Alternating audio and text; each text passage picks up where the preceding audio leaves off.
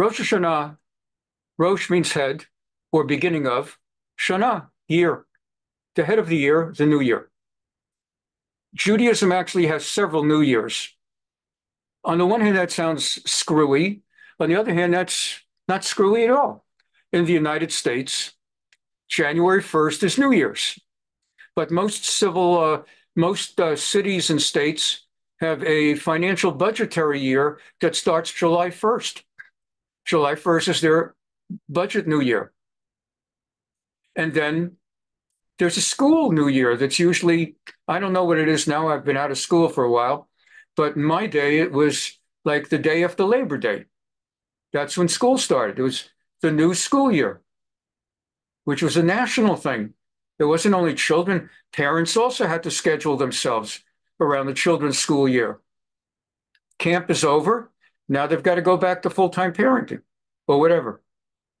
And so there actually are 3 or 4 forms of New Year in America and in every society. Judaism has a few New Years, 4 of them. And I'll just mention 1 or 2 others, well, 3 or 4. There's the famous New Year for trees, Tu B'Shvat, as opposed to Tu B'Av. We learned already 2 means 15, which is a paradox until you realize that's Hebrew to English. 2 is 15, 9 and 6. Tu B'Shvat is the 15th of the month, the New Year of Trees. What does that mean, the New Year of Trees? Like, it sounds good, and people understand you're supposed to have carob or some kind of, or pomegranates or some kind of Israel-related fruit, and you don't have to, but that's the custom, or figs or dates. But what does that mean, New Year for trees? So the Rav in shul tells everyone in shul, next week or next month, it will be the New Year for trees. Tu B'Shvat, remember to eat figs. And that's what people take home. There's a lot more to it. First of all, when does it come out? We've learned the Jewish calendar is based on months, like the American calendar, like the solar calendar. And we've learned that a month is like 30 days, technically 29 and a half days. Call it 30 days. So 15, the 15th of the month is square in the middle, is right in the middle of the month. All right.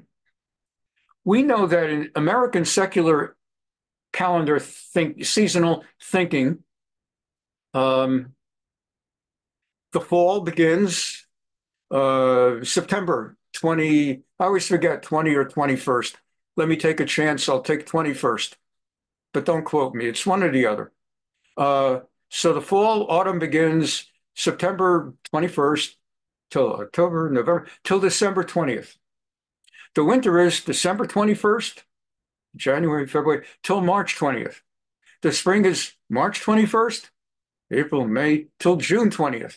And the summer is June 21st till July, August, September. In the Hebrew calendar, it's similar, but the Hebrew months don't exactly correlate to the English months. So in the Hebrew calendar, a season is called, instead of season, it's called tikufah. And tikufat is season of. There is the fall season. That starts Tishrei, first at Rosh Hashanah time. Tishrei, Cheshvan, Kislev. Then there is Tikufat Tevet, namely winter. Tevet, that's not the middle, unlike the secular, which starts the 21st, the Hebrew starts the 1st of the month. So that's the 1st of Tevet, Shvat, Adar. Then there is spring, starts with Nisan, Tikufat Nisan. Instead of having a name like fall, winter, spring, summer, it's named by the season of the 1st month of the 3. It would be like referring to winter as the season of December, even though it runs into March, or the summer as the season of June, even though you're in August. So Tikufat Tishrei is the fall. Tikufat Tevet is the winter. Tevet, Shvat, Adar. Tekufat Nisan is the spring. That's Nisan, Iyar, Sivan. And Tekufat Tammuz is the summer. Tammuz of Elul. Okay. So Tekufat, the winter, Tekufat Tevet. Well, some of us who don't really know our Hebrew calendar still maybe know the name Tevet because that's the sixth day of Hanukkah. Hanukkah falls the 25th of Kislev, and every year there's like a Rosh Chodesh all of a sudden at the end of Hanukkah, and that's Tevet. So winter in the Hebrew calendar, Tekufat Tevet, is Tevet, Shvat, Adar. All right. So when is the middle of the winter in the Hebrew calendar? We said it's 3 months. So the middle would be a month and a half. So you got Tevet, Shevat, halfway through Shevat is Tu B'Shvat. In other words, the 15th of Shvat, the birthday of trees, or the new year of trees, actually, not by coincidence, is square or flat in the middle of winter. Why? Because that is the day that the tide turns. From everything dying out from spring and summer, now you're going into the fall, and the leaves are turning brown, and then you go into the winter, and the leaves are falling off, and the snow is coming down, and nothing's growing, and the lush green hills of the 405 freeway, or whatever else you happen to live, suddenly become brown and barren. And then on the middle of the winter, the tide turns and things start not discernibly yet, but that's when things start growing again. Now, the second half of the winter, it's no longer getting colder, colder, colder. It's now getting less cold, less cold, less cold, less cold, into spring, into spring, into summer. So, Tu B'Shvat is the beginning of the turnaround from winter. Now you see why it's the new year for trees. For those who came in late, I just have a little cough going on. It's not a cold. Don't feel bad for me. So it's turning around. Okay, but Rav, still, is there any other than this interesting insight into what trees start to get growing again? Is there anything else about that? Yeah. There's a halacha, Jewish law, that you're not allowed to eat from a tree, a fruit tree, until it's had 3 years. The first 3 years are known as Arel, Ayin Reish Lamed. Ayin Reish Lamed, Arel. And Arel is, the term is used one other way, for example, a boy, Jewish male, who has not been circumcised is an Arel. After the circumcision, no longer an Arel. That is to say, Erla, the tree, is not yet, quote unquote, circumcised. No, we don't get a mohel to circumcise the tree, but the tree has not yet emerged from infancy for the first 3 years. So according to halacha in the Torah, it's not just rabbinic, which itself shouldn't be called just rabbinic, but it's actually explicit Torah. You're not allowed to eat from a fruit tree the first 3 years of its existence because of Orla, because it's Arel. And then the 4th year, you would be able to start eating from it, but you have to give the fruit to God in the 4th year, which is the first year you can eat from it. So it's like you always give God the first fruits, let's say. So the 4th year is known as Netar Ravai, the planting and growth of the 4th year. So you really can't start eating from your fruit tree until the 5th year. Not the 5th year from when you moved into the house, but the 5th year from when the tree got planted. And we don't have time right now to get into all the really interesting things like what if the tree was moved from somewhere else? So you just replant it, but it was already 10 years old in the other place. We don't have time for that.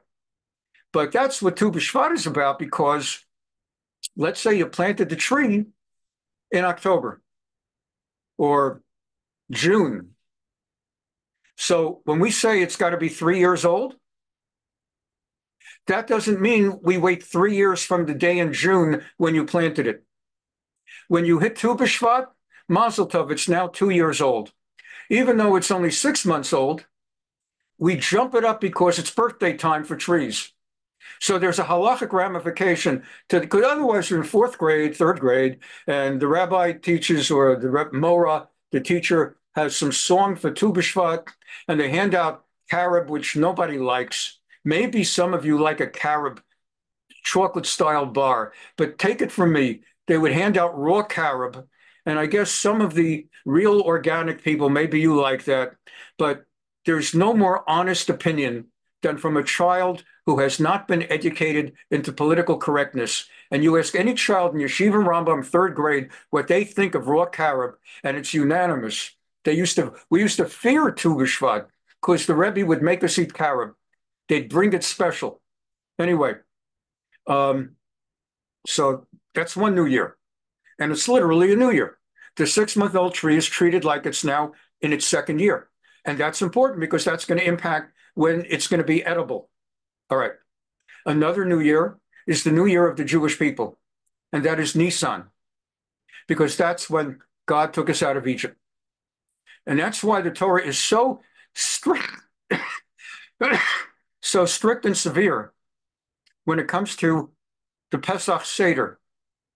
It doesn't apply nowadays, but in Talmudic times when there's a Beit HaMikdash, a non-Jew was not allowed to participate in the Pesach ritual, was not allowed to eat of the korban, of the paschal lamb, was not allowed to be invited.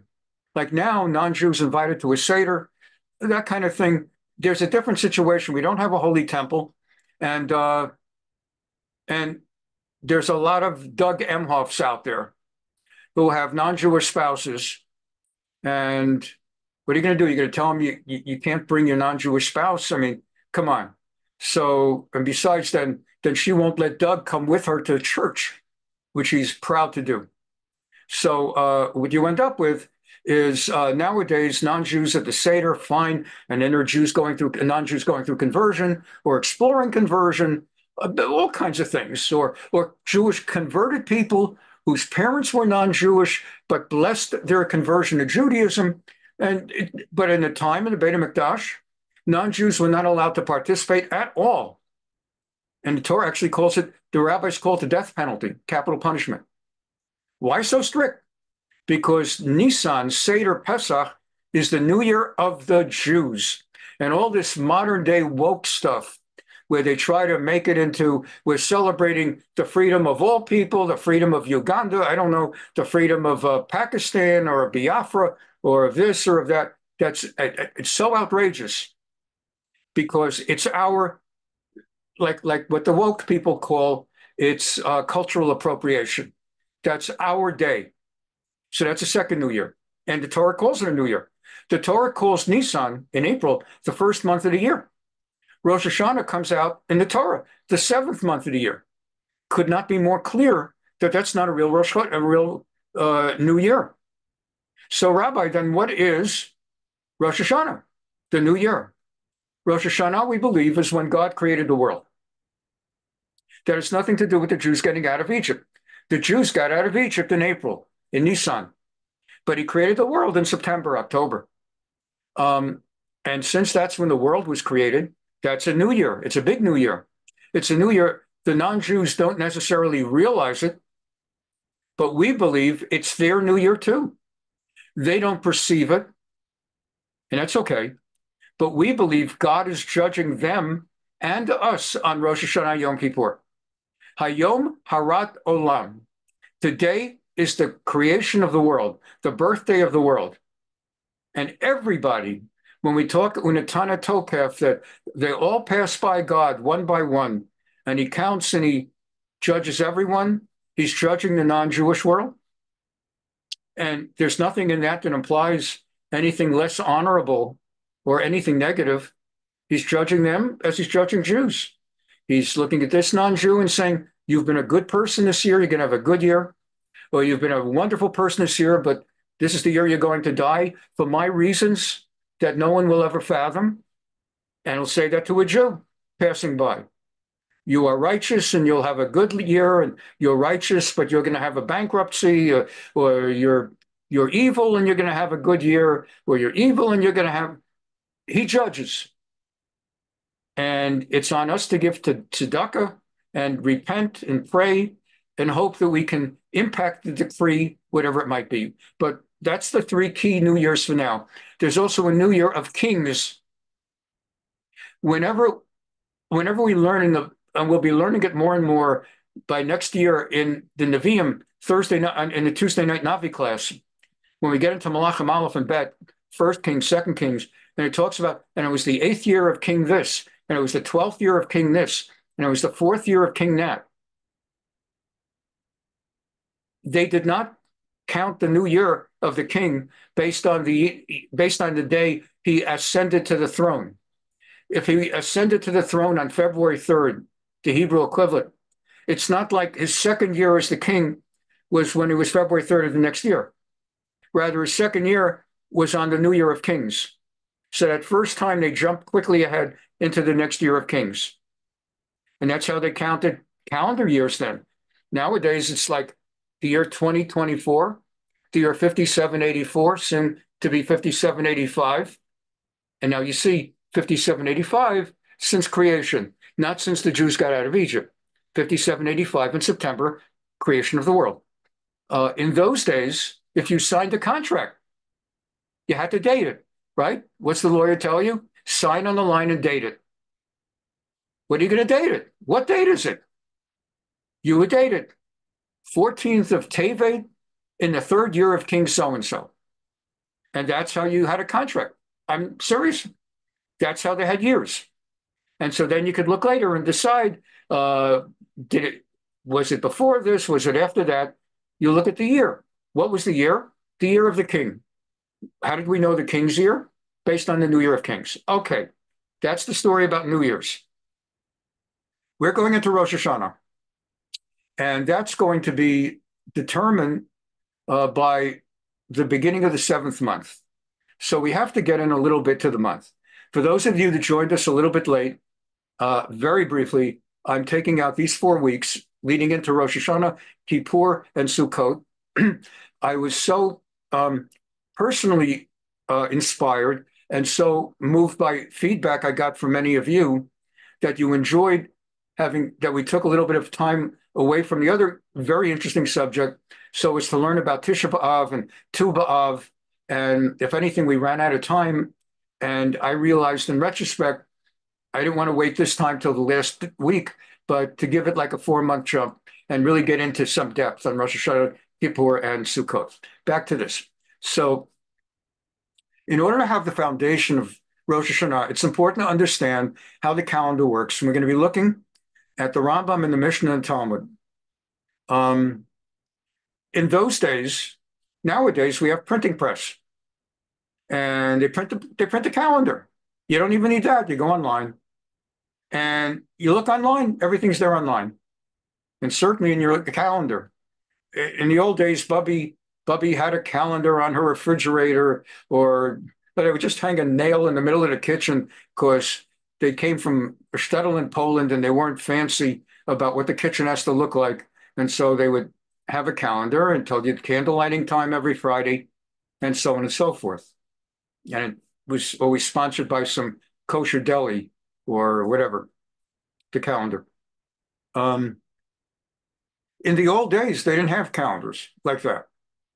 And they didn't have writing at first. Like the writing they had was on a stone with you'd have to clop with a chisel. So they had to have a different system. The way to tell time, and this is intuitive, it makes sense that a new time period seems to occur every time the sun does its thing, rises, does its thing during the day, it sets, and next day it's up again. So they made that one way to distinguish time periods. And a person has to sleep, and what better time to sleep than at night when the sun's not in your eyes? And it's a little bit cooler, maybe. So they had days All right. And then you needed to have a way to know, is Pesach coming soon? Is Hanukkah coming soon? You name it, is Yom Kippur coming soon? How do you know? You needed months. That was the other natural kind of way to tell time. Of course, there's the moon. And the moon does its shtick. And it starts off thin as a banana. Then it turns into an orange. Then it turns into a banana on the other side. And then it starts over again. And they made that the other main way to tell time. And that's the word month. Comes from the word moon. Makes sense. In Hebrew, yarach or levana. Okay, or chodesh. Word chodesh comes from chadash, new, the new month. The yarach HaChadash is the chodesh. Okay. Why is it associated with women? Women have like certain special celebrations for the chodesh, for Rosh Chodesh, because it's a monthly time thing. Like women are in a monthly cycle for much of their lives. Okay. So halacha started to take over from there, because how do you know when the new month begins? Can you really tell the difference between the first day of the new moon, the last day of the old moon, second day of the new moon, the next to last day of the old moon? How are you going to tell? If it's left up to eat nowadays, you just look at the calendar. What's today's date? I lost track. It's on the bottom of my computer. Today's September 12th. Oh, yeah, yesterday was Twin Towers.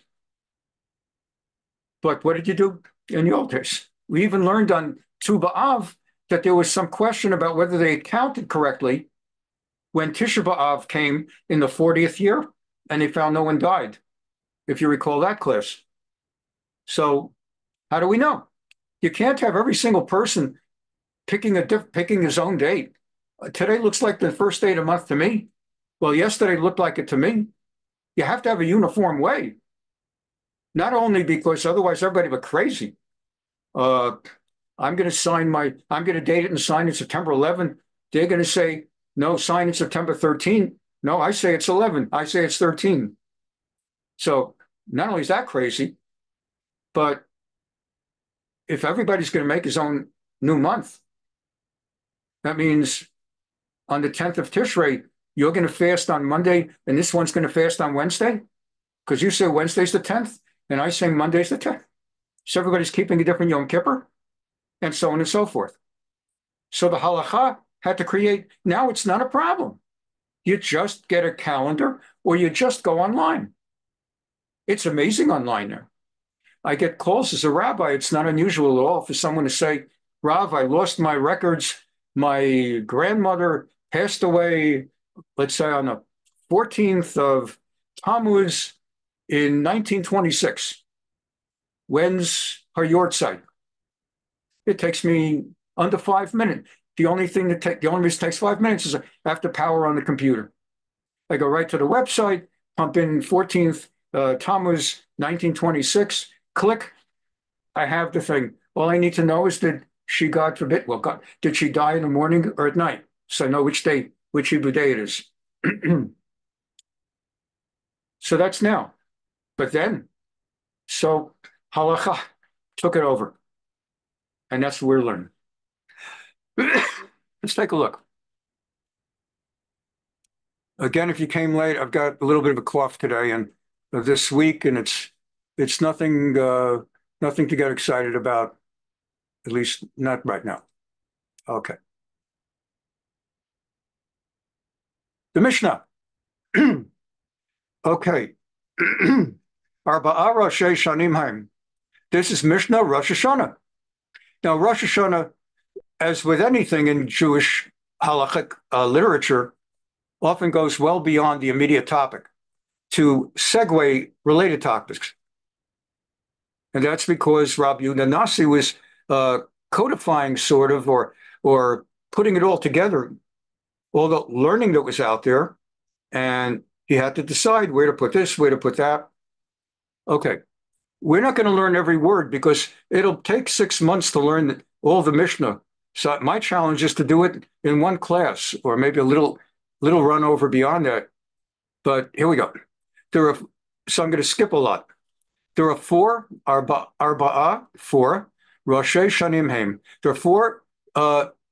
There are four New Years in the Jewish calendar. Be'echad b'Nisan Rosh Hashanah Lamalachim v'Laragolim. The first day of Nisan in April is the New Year of Kings, talked about it, and the New Year of Holidays, beginning with Pesach, which will be 15 days later. Be'echad be'Elul Rosh Hashanah Musaf Behema. On the first day of Elul, that's like in early September, late September, that's the New Year for animals. What do you mean New Year for animals? It means that you have to give like 1/10 among the mandated halachic gifts that were given to the Kohen, to the Levi. And it depended, let's say, on, is the animal 1 year old? So again, at Rosh Hashanah, you're able to determine that's when the animal has its birthday. Rabbi Elazar, Rabbi Shimon Omrim, Be'echad B'Tishrei. And there's a rabbinic dispute. Some say it's the first of Elul, some say it's on our classic Rosh Hashanah, the first of Tishrei. Okay, number 3. Be'echad B'Tishrei, Rosh Hashanah L'Shanim V'Lashmitin, V'Layovlog. On the first of Tishrei, that's our famous Rosh Hashanah coming up in a few weeks. Very rare this year, coming out in October. It's like almost never, ever, ever. It's because we added a month, an Adar Sheni. We needed to add a leap year month, and it pushed everything back. Normally, even when it pushes things back, it doesn't kick Rosh Hashanah into October. Very unusual, but it happens. So the first of Tishrei is the famous world Rosh Hashanah we talked about, and also for Shemitah, when you're supposed to let the land lay fallow in the 7th year. What day starts the 7th year? I mean, I bought my house, let's say, in 2005. He bought his farm in 2008. Is that how you count 7 years? Or is it a national count? The country was created 1948 or 1776. Do we count 7 years? No. Every year we count Shemitah from the first of Tishrei.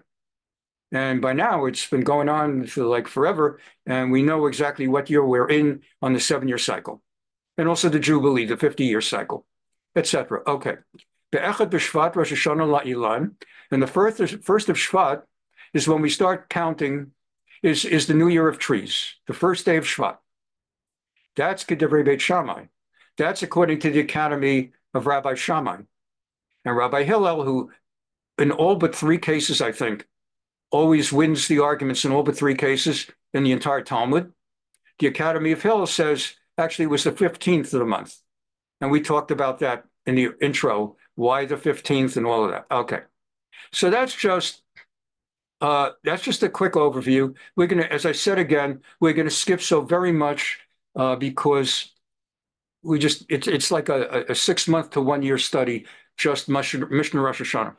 We're just trying to cover what we need in order to really come home with a greater knowledge of Jewish calendar practice and Rosh Hashanah than we ever had before. And if we need to go over into second class, we will, because we have a lot more than that to go. There are 4 times in the year that God judges aspects of the world.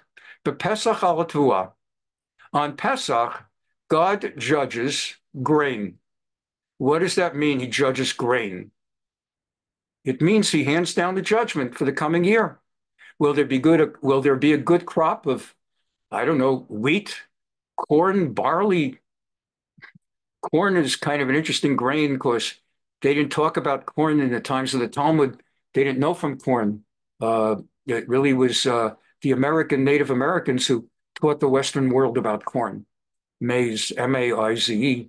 When we think of Tevuah, we think of wheat and oats and barley and rye and spelt, the things that come up Pesach time when we talk about chametz and matzah.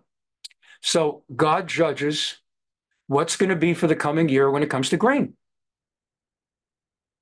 Will it be a great year? Will it be a year of famine? Will it be a year of heavy rains that destroy, or heavy rains that will there be, etc.?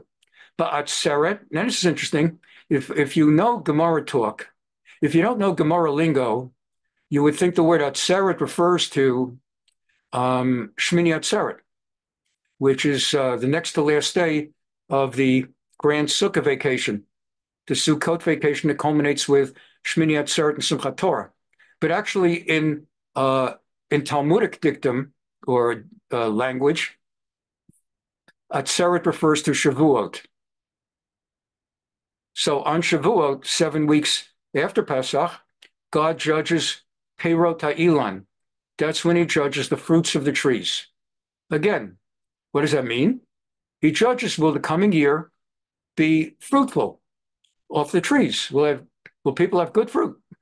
Or will there be, God forbid, like a fruit fly that wipes out half the California oranges? Or will locusts come and destroy trees? Or will there be other diseases or whatnot? Or like what's going on now in parts of California with the fires. Okay, those fires usually take place away from fruit trees, more in forests where the government doesn't allow people to, they don't allow proper forestry practices of clearing out all the bush, brush. They came up with this 20 years ago, the anti-logging people, that they don't want any kind of practices of cutting down trees, or clearing out brush, or clearing trees so that you create a wide enough path for fire trucks to go through. They don't want cutting trees. So when there's a fire now, the fire trucks can't get there, and there's all that brush to fuel it on. So that's going on now. And God judges at on Shavuot. What's going to be with trees? For Rosh Hashanah, as far as the new year in September that we're coming, Kol Ba'ei Holam, Ovrin Lefanav Kivnei Maran. And that's what we say in the Machzor. All people in the world, non-Jews as well, all human beings pass before God one by one, and he judges. As it says, Hayotzer Yachad Libam, excuse me, as it says, Hayotzer Yachad Libam, let's get to Pasuk Tetvav. He who fashions the hearts of them all, who discerns all their doings. Hamevin et kol ma'aseim, he judges each person.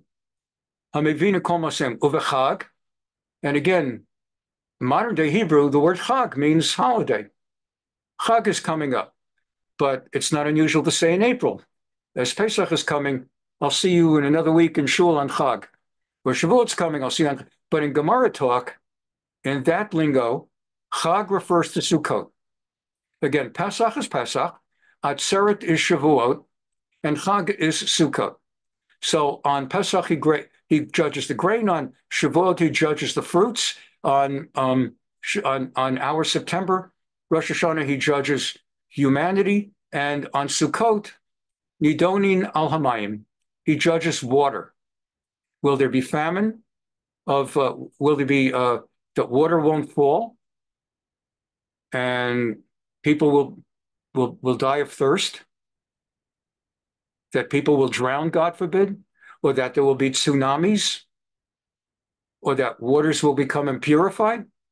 He judges water. And you know, for those of you who observe Sukkot with any amount of regularity and intensity, you know that the theme of Sukkah season is water.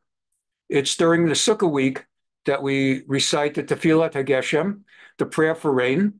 There is the Simchat Beit HaShoeva that is celebrated during Sukkah week. We're outdoors and we're constantly thinking about rain as a possible interruption of Sukkah. And that's when the rain begins in places like Israel and California. California has a rain and non-rain cycle incredibly identical to that of Israel, whether it's because we're in the same latitude or latitude. When you hear that Israel is running into, over the next 10 days, they're going to have mega hot temperature. You can start turning on your air conditioner in Southern California. And I just read today that they're expecting rain next week in Israel as they come to an end to their 10-day heat wave. You can guarantee there'll be some rain of some kind in Southern California next week. We're on exactly the same thing going on. And consequently, we have the same consciousness in Southern California. That's when the rainy season begins. I lived much of my early life in New York till I was around 30, give or take. And you never understood, like, what's the deal? We're praying for rain in October at Sukkot. If you're a New Yorker, baseball games, Yankees and Mets, they get rained out in the summer also. They get rained out in May. But if you live in California, not San Francisco up north, but if you live in Southern California, it's unbelievable. The day that you have to feel at the Geshem, you go home from shul that day, you start feeling drops. The day that you have to feel at Hatal in April at Pesach, and suddenly there's no more rain. It's fascinating. Okay. So these New Years are not like the secular New Year where, oh, it's New Year's tonight, let's get drunk. And this one will put a lampshade on his head, and this one will have a beer drinking party. These are somber New Years. One, God is judging grain, God is judging fruit, God is judging water, God is judging people. These are life and death New Years. Very, very different New Years. When someone says Happy New Year, it's interesting because they don't quite know. Yeah, it's happy because you hope that God will judge for blessing. But it's a thing. Okay. So we're going to jump ahead now, as I said. We're going to jump now to the issue of months. So how do you know it's a month? What you would have, well, we'll jump to chapter 2. That'll be the best way for me. I could do it here, but let me see. I may come back. Let me see how I want to do this. You know what? Let's do it even more well organized, maybe. Let's go to Rambam. Because as you know, Rambam codifies what's in the Mishnah and the Gemara in a sort of codified code of law. So we're in Mishneh Torah, Hilchot Kiddush Levana, the laws of the sanctification of the new month. Okay. So he first says, and a lot of times tonight, I won't necessarily read all the Hebrew in order to get more material in by going with English. Because there's a lot of interesting things here that some of it you know, and a lot of things that we take for granted as people who practice it all our lives, we never stop to realize once upon a time, 3,000 years ago, people did not take such and such for granted until it was learned out and codified. And until then, they had no idea. Rambam says, chapter 1, the months of the year are based on lunar months. Levana is the moon. It's got two names, Yarach, Yud Resh Chet, and Levana. Why is it called Levana? Well, Levana is white, the color white. And the moon is white. Lavan. Lavan is white. So it's known as the white.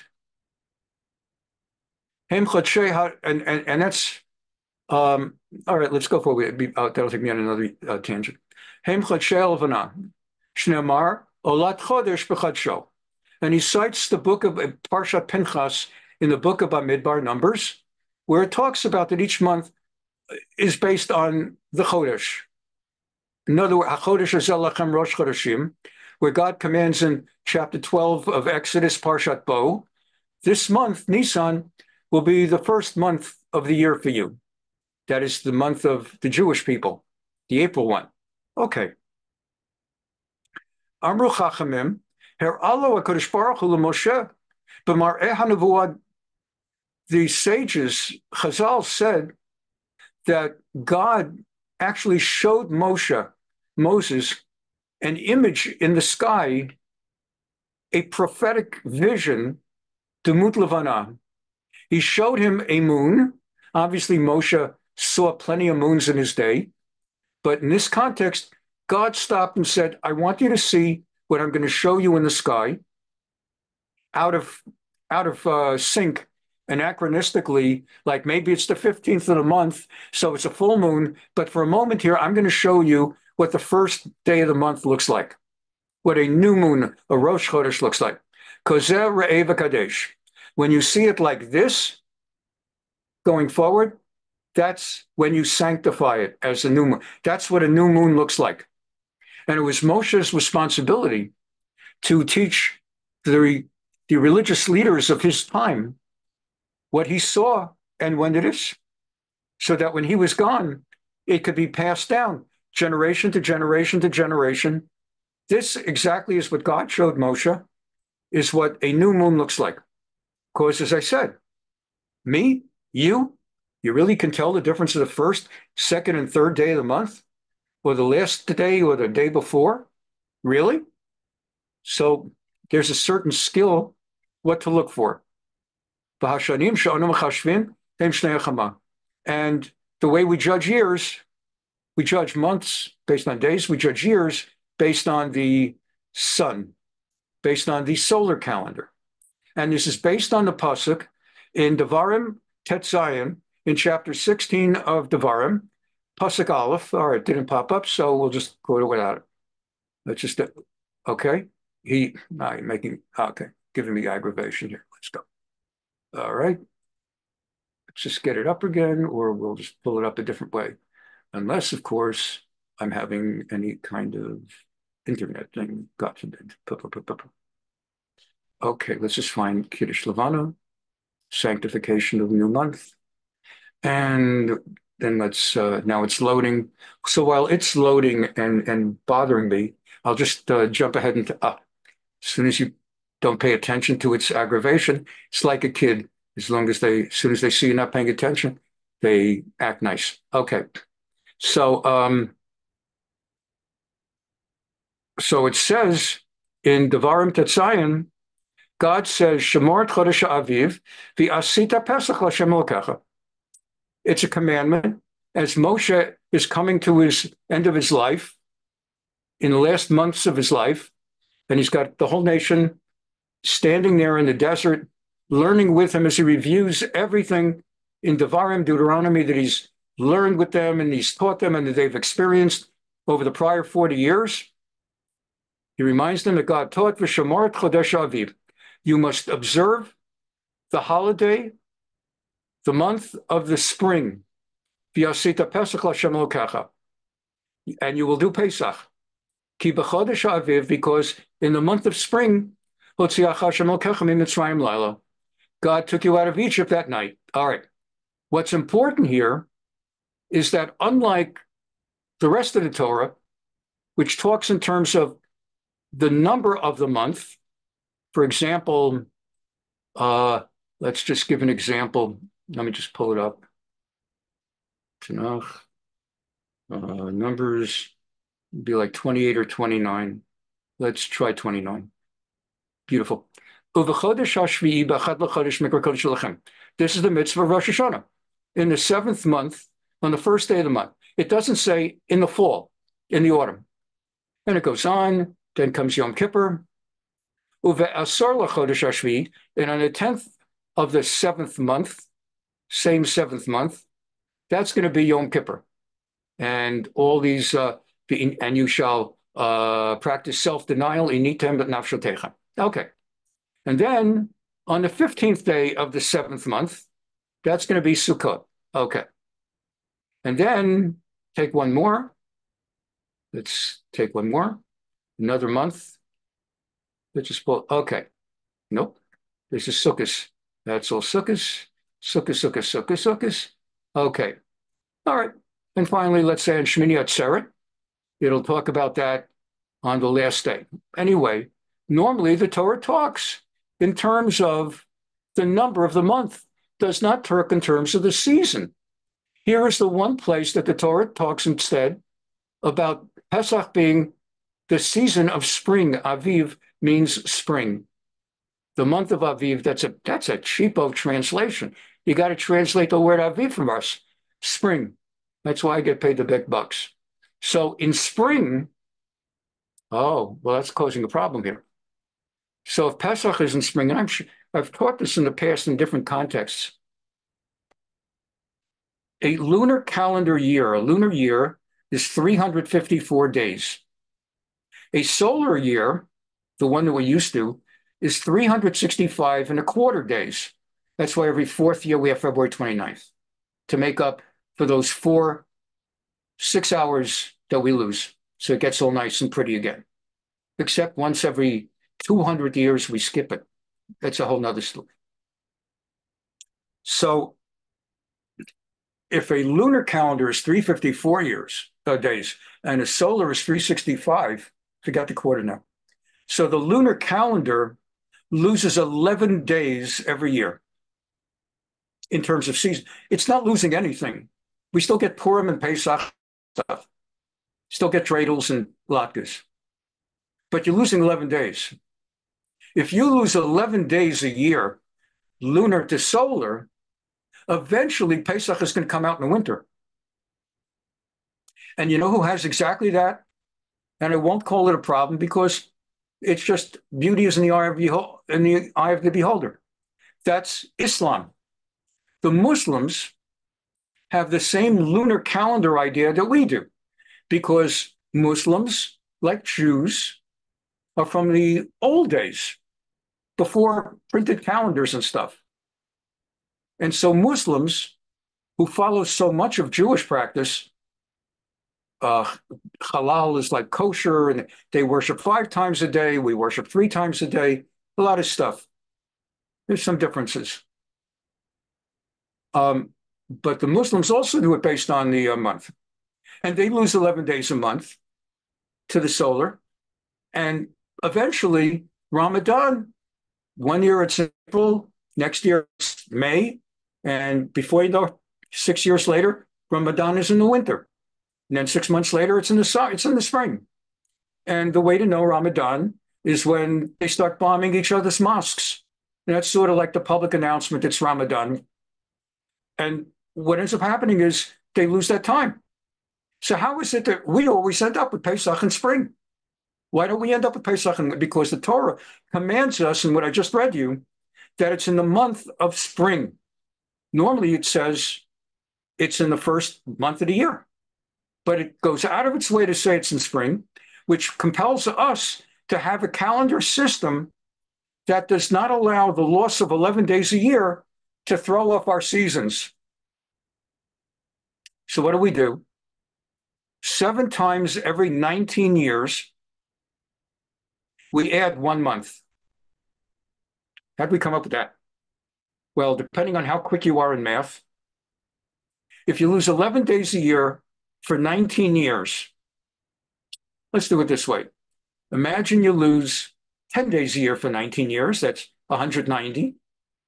I said 11, so 1 more 19. So add 190 and 19, you get 209. That's not hard. So you're losing 209 days. Actually, it comes to 210. How it comes out, that's a long story. So you're losing 210 days every 19 years. You see the solution? You add 7 months, 30 days each during those 19 months. So if you have 7 leap months every 19, you're able to keep the thing in sync 3,300 years later. Pesach is still coming out in spring. So that's how that works. That's part of the calendrical system of the halakha. And that's what and the halakha says that the extra month is going to be high, and all that we'll skip for now. Okay. Rambam continuing. So he talks about sort of what I just explained, which is the thing about the 11 days lost every 19, every year, et cetera, et cetera. Okay.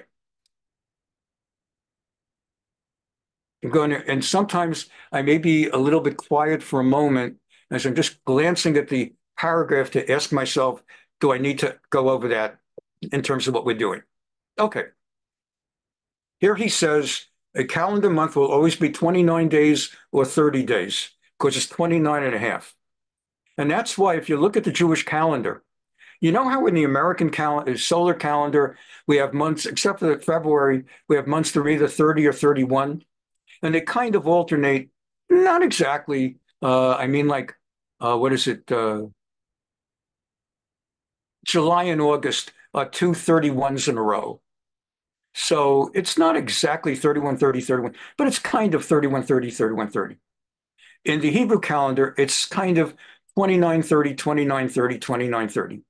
So in 12 months, if you have 6 times 30 is 180, and 6 times 29 is 174. And 180 and 174, there's your 354. It works out. You see, if you learn enough halacha, you actually get better in math. Really, you learn how to multiply and divide. Okay. So he says, Ein re'iyat yarech misura l'chol adam, kamo Shabbat Breshit, shekol echad moneh shisha v'shovet b'shvi. Rambam says, and this is not Rambam making up anything. He's bringing you halacha from the Mishnah, Gemara, etc. He says, every person has the personal authority without a calendar to know when Shabbos is. You declare your own Shabbos because everybody knows when Friday night and Saturday come. If you somehow got lost, you ask a neighbor. But it doesn't mean you can go ahead on Wednesday and say, I've got a busy weekend this weekend. There's going to be an important playoff game, so I'll make it on Wednesday. No, but he's saying everybody knows when Shabbos. So you don't need a formal declaration of a Jewish court to announce to the Jewish people, we hereby declare that this coming Friday, the 13th, Friday the 13th, which has no meaning in Judaism, by the way. That's a Christian thing, Friday the 13th, because what's his name? Judas Iscariot was the 13th apostle, and he was bad luck for them. And ultimately us, if you think about it. So you don't need a formal declaration. We know when it's coming. Ela lebetin hadavar masur ad sheyakadshu betin v'yikba'u oto Yom Rosh Chodesh. But when it comes to each new month, this no longer applies since the fall of the Beit HaMikdash and some other things we'll learn about. But until then, in the times of the Torah and the Talmud, you could not declare it's now the new month of Elul, even though by your calculations, of course it is. You had to have a formal declaration by the Bet Din, the Jewish court of law in Jerusalem. Sheyeh Rosh Chodesh. It had to be V'yikba'u oto hayom Rosh Chodesh hu sheyeh Rosh Chodesh. They have to announce it because the Torah said in chapter 12. All right, I don't want to waste time waiting for that one again. Okay, because the Torah says. No, I'm sorry. Okay, let's take it back. I'm sorry. You go through this. Normally, we don't have this problem, and I won't do another one of those. It's just acting up a little today. We were in Halacha, and we were in Rambam, and we were in Smanim. We were in Sanctification a month, and we were in one, and we were moving down. Okay, now I'm not going to jump there again. He says, the Torah says specifically that HaKodesh is lachem, for you.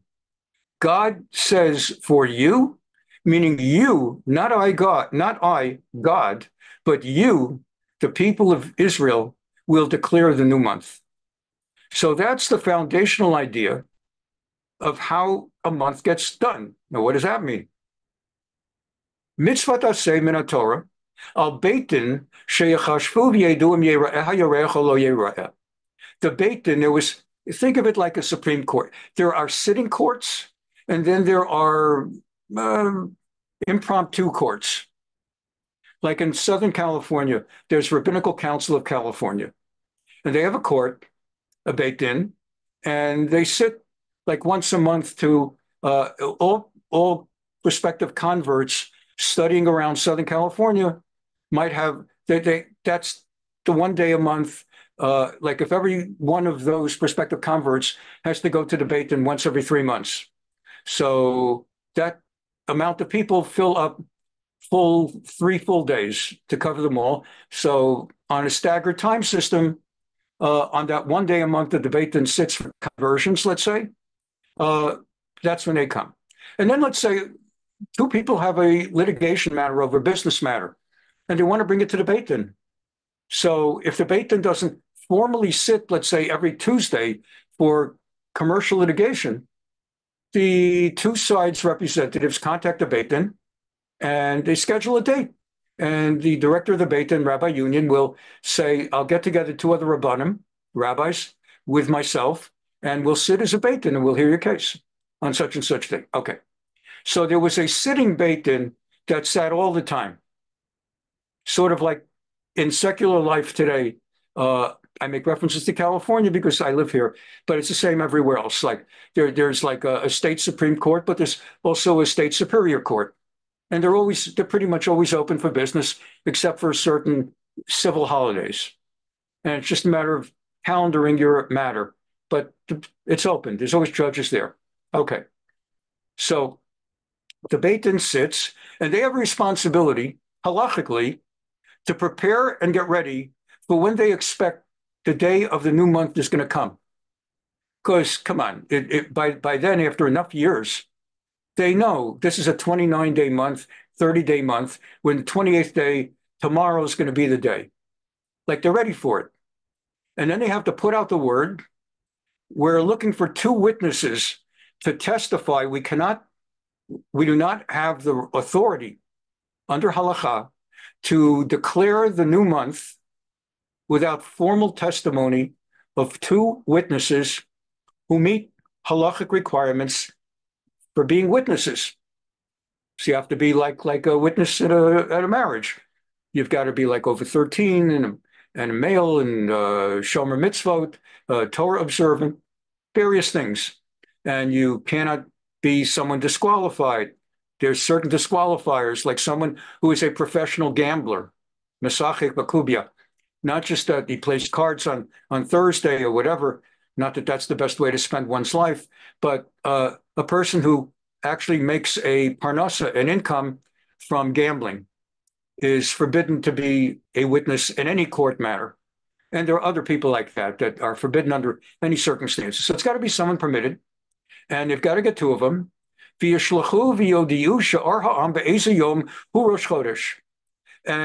then they put out the word when they get the testimony and accept it, are satisfied that they've heard proper testimony. We saw the new moon. Then they put out the word to the nation that the new moon was just on, I don't know, I'm making up, Tuesday. And that's how they do it. And so unlike nowadays where you just get on the internet, let's say, and just to give you an idea what I'm talking about. So you go on this thingy, and let's say I want to know what's the Yortzeit date of someone who was born on April 8th, 1927 was a great Yankee season. Babe Ruth, Lou Gehrig, the whole mishpacha. Okay, that was on the 7th of Nisan, 5686. I can tell a person who calls me that the great-grandmother, whatever, died April 8th, 1927. Rabbi, what's the Yortzeit? Yortzeit, I just need to know, did she die in the daytime or after Marav, after 3 stars? And now that I have that answer, if she died at night, 7th Nisan. If she died in the day, converted again, 6th Nisan, Shalom Yisrael. So in the same way,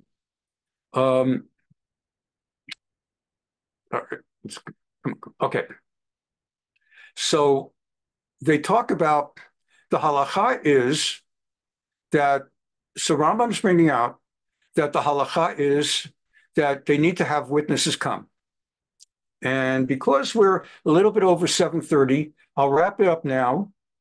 Anyway, even though this is remaining unquote, this is very highly irregular for those of you that come all the time. Normally, Safaria works with me very pleasantly, but it's okay. because this is all I need for now. That's why I always keep backup tabs. There's a fascinating Mishnah. So you need to have two witnesses come to testify, I saw the new month. Well, what do you mean? Doesn't everybody see the new month? Well, a lot of people don't know they saw it. They saw a month. They saw a moon. They don't know if it's the first day, the third day, the last day, they don't know. But there are a few people that they have a skill also. They know when the new month is. So the question is, if the Beit Din is sitting in Jerusalem and you live in Haifa and you see the new month, does Judaism, does the halakha expect you to get on the next wagon out of Haifa to go to Jerusalem to testify? There's nobody between Yerushalayim and Haifa, nobody in Tel Aviv, nobody closer to Yerushalayim. Beit Shemesh, you've got to schlep all the way. What if you live in the Galilee? You're in Nahariya, I don't know, Kiryat Shmona. Are you supposed to get onto the first wagon out of town and spend all that time on the way just to testify? Interesting question. So the related question, which is this little piece of Mishnah I'm going to teach you now before we break for the night. A similar question. Let's say I live near Yerushalayim and I see on Friday night or Saturday morning, I see Friday night, the new month. Should I break Shabbos? Not supposed to travel on Shabbos. Should I break Shabbos, go onto a buggy or a wagon, whatever, and schlep to Jerusalem, tell my wife, we're going to have to cancel our Shabbos guests for lunch today because I saw the new moon, to which the obvious response is, are you loony? And I just saw the new moon, and I have to go to Yerushalayim. Oh, my husband has to go to Yerushalayim. There's no other Jews in this country. My husband has to go to Yerushalayim. My cooking is not that bad. You're staying, and we can't face them again if we cancel. And so what are you supposed to do? So the halakha is, you tell them, I did it for a mitzvah, and I have no choice. I have to go to Yerushalayim. But you're traveling on Shabbos. You're the rabbi. I have to go. That's the halacha. It's like if the wife goes into labor on Shabbos, you got to get in the car and go to the hospital. You don't say, I don't roll bowling balls on Shabbos. You have to go. So there's a famous Gemara, and that's what we're going to finish with here. And if you didn't know before, after now, it'll be famous for you too. So Maaseh, a Maaseh, by the way, I don't know if you ever heard the term like Baba Maaseh. Maaseh means story in Hebrew. In Yiddish, Yiddish is basically, I don't mean it in a bad way, but Yiddish is corrupted Hebrew. I don't mean corrupt in a negative way. It's Hebrew that's corrupted, not with a bad intent, but like Yom Tov becomes Yontif. And it's like 100 words like that, where it just gets 1,000 words like that, where they just sort of quote unquote mispronounce it as they formed a separate language of the common people who didn't know Hebrew well. So a Maisa, like when they talk about a Baba Maisa is, give me a break. What's a Baba? Baba is a grandmother. What's a Maisa? A story. A Baba Maisa, an old wives' tale. That's what we call it in English. Anyway, this is a Maaseh, a story. She'avru yoter me'arba'im zug. There was once a time on a Shabbos, more than 40 different pairs of witnesses were on the road to Jerusalem to testify that they saw the new month.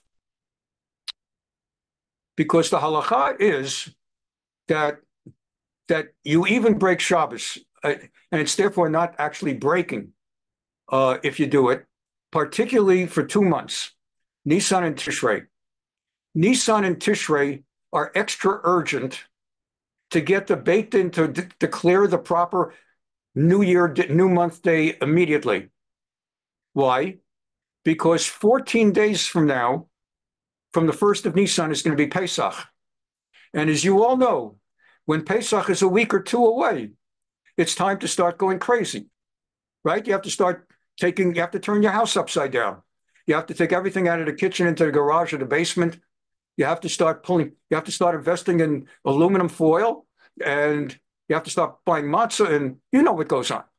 So it was like that also. Maybe not aluminum foil, but they didn't have self-cleaning ovens. What they had to do to kosher their utensils in those days, and they didn't have the money we have in America and Israel today, where everybody has like 700 sets of pots and pans for every occasion, for milk and for dairy, Pesach milk, Pesach dairy.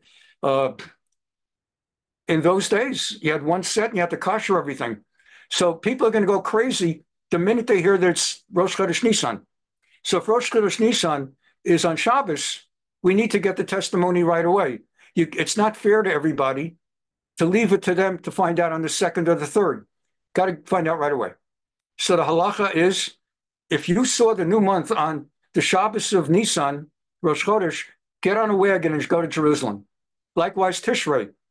If you see at the end of Elul, it's going to be Rosh Hashanah tomorrow, or 3 days from now, or 5 days from you. You know what goes on with Rosh Hashanah and Yom Kippur coming up, and Sukkot is coming up. I already had a wonderful, wonderful member of our shul who's actually attending tonight, as he always does. Just dropped me a note asking me about he's always, without him, I could never really put up a sukkah myself, and he's done it, but he's already touched base with me. It's a perfect example. I'm already getting emails from lulav and etrog merchants trying to get me to buy their product. So you got to let them know right away.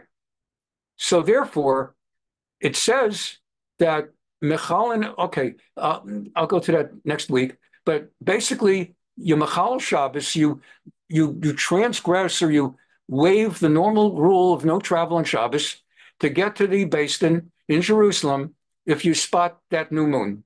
So with our Masa, there's a story where more than 40 pairs of witnesses. Why pairs? Because we said you need 2 witnesses, Shnei Edim, in order to testify. You don't need 100 witnesses, but 1 witness is not enough either.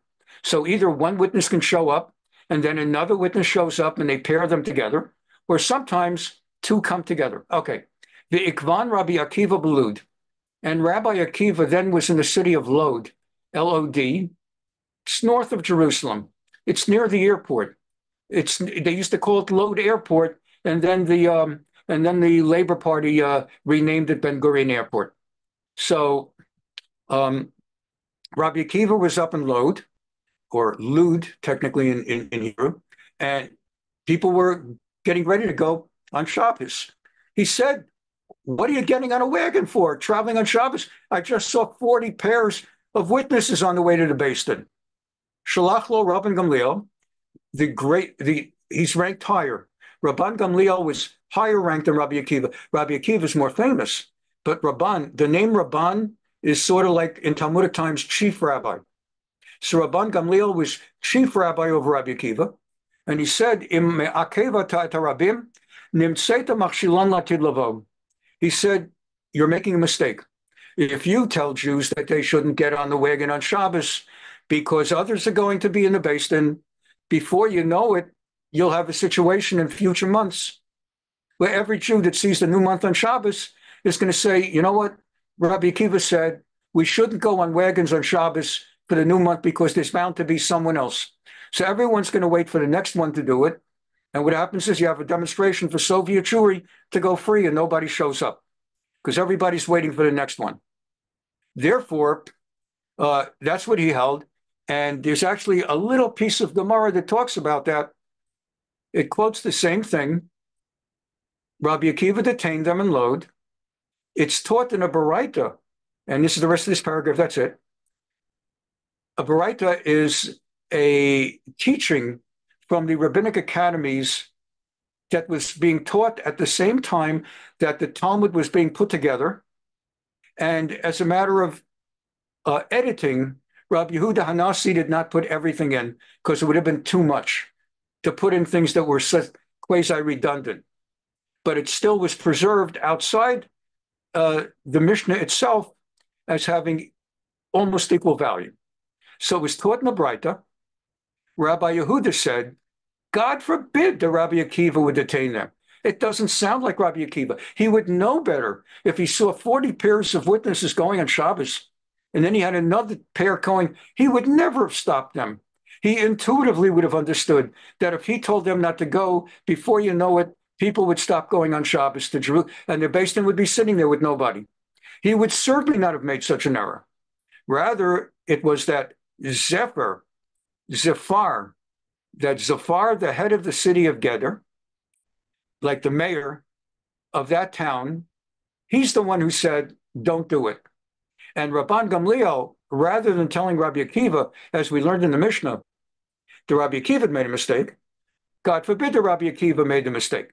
Rabban Gamliel sent a note that they should impeach and remove the mayor of the city. They should remove Zafar from his high office because he had acted inappropriately. So tonight what we've done is we've studied, we had the introduction, the overview. We've studied a tremendous amount of the foundation of how we declare our months. Next Thursday, we will finish this piece of it and go into specifics of Rosh Hashanah. And just giving you a heads up on where I'm going with this, one or two or three of you a few years ago learned with me, and I did the same learning, but many of you were not with me then. So after we finish our learning about Rosh Chodesh, we're going to go next into the Musaf Amida of Rosh Hashanah in like 2 sentences because we're over time.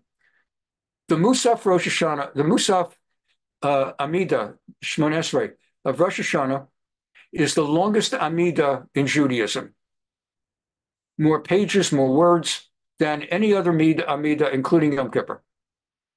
It just goes on for like 4 or 5 pages of reciting Pesukim, verses upon verses upon verses from all over the place that apparently have nothing to do with each other. And it's like the first part is the standard Amidah, where you're asking God you're acknowledging God's power. He's the father of Abraham, Isaac, and Jacob, Avram, Yitzchak, Yaakov, and his great power, Mashavuach, and or actually Mordetal, and Machai Meitim, Barachim Rabim, Somech Noflim, Rofei Cholim, Matir Asurim. He's got great gevurot, and and all of that. And at the end of the Amidah is also the standard. May we see you in Zion, returning to Zion. May you bring blessing, and you're the one that's important to thank, and may you bring peace. And in the middle, as I said, we go on and on and on with verses that seem to go nowhere. There's something about Noah and his ark, and something about people blowing a shofar in a psalm, and like, what's going on?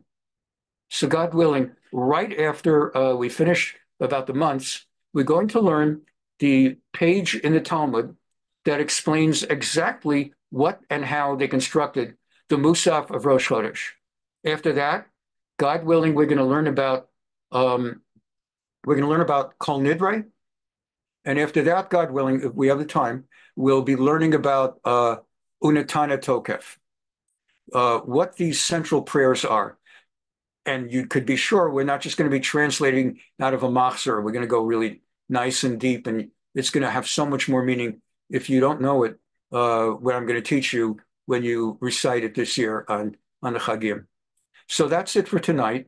Thank you very much for being here. This Tuesday, we'll meet on Shmuel as usual. Sunday will be the usual week in review and all of that, with more of an upbeat message, a little bit less about killing murderers in Gaza. It's going to be kind of a more upbeat message, a certain amount of music, a certain amount of celebration. And we're due for that after last week with 9/11 and all these different Arab terrorists that have been killed. We're going to just use Sunday, also the thing in review, but more of that kind of a tone. And next Thursday, we'll continue with this. Thank you very much. Have a wonderful week. Shabbat Shalom.